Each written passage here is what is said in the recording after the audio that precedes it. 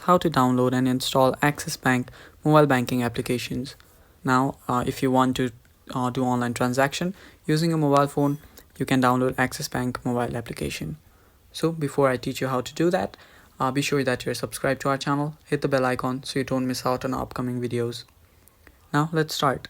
First, to download and install Axis Bank on your mobile banking, just open up your App Store.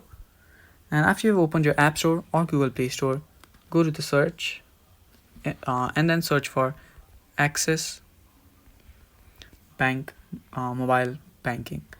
After you do that, as you can see, the logo says open right here. Click on that, and this is your Axis Bank mobile banking.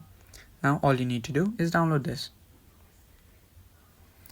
And after you've clicked on download, it should start downloading, and it might take some time depending on your internet speed. So wait for it to get downloaded, and then after it's downloaded, you can use Axis Bank or mobile banking application. So that is all for the video, guys. I hope you liked the video.